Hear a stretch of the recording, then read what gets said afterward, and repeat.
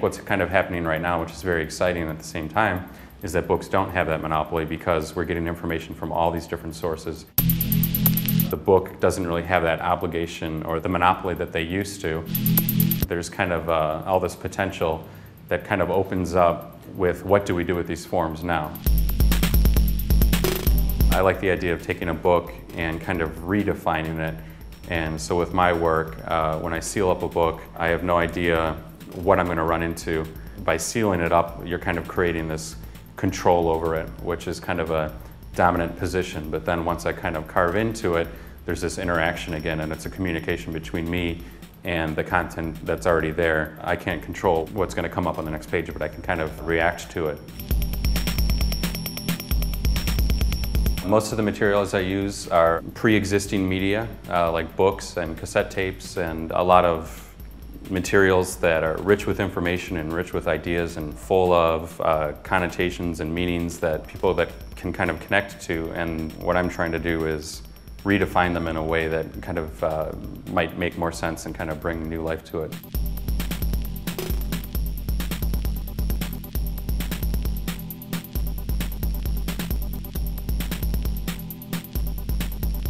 In one way, I think of technology and a lot of occurrences and systems that happen with new media, and try to think of how to apply what's going on with that with older kind of solid analog media that people take for granted and assume that this will never change. This is a book and this is solid. I took the same book and did 3 variations of the Chronicle of the 20th century. So one of them is called Chronicle, one of them is called Chronic, and the other one's called Con, kind of breaking down that word. And what I did is every time I would remove a layer, I would take a still shot.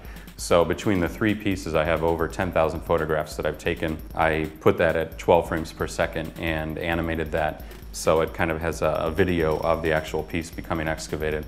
All is the same piece of artwork, but in a way the videos are almost the piece, and the book is kind of the specimen or the artifact left over after the piece is made.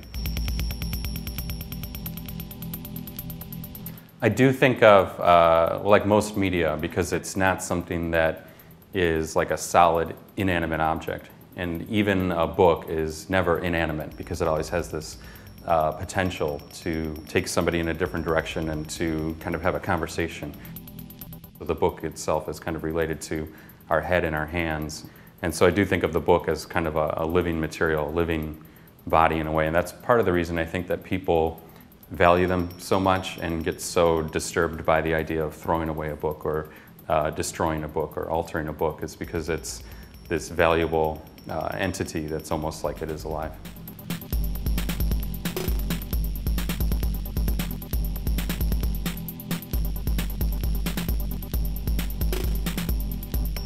I do think of it as kind of a remix in a way. I think most of what's going on with music and architecture and fashion and movies lately kind of has been a remix because so much has been done, and there are 2 different ways you can go about that. You can try to do something completely original and you might be copying what someone else has already done, or you can take what someone else has already done, be conscious of that fact, and think of, okay, now I'm going to investigate this or manipulate this to kind of make it my own. But at the same time, I'm never claiming the images as my own. Just my intervention becomes what I've done to it. When I make my work, altering the book, once that's done, I have no control over the way people can interpret that. The author has that control, or the publisher has that control while they make the book, and then they lose that control once it exists.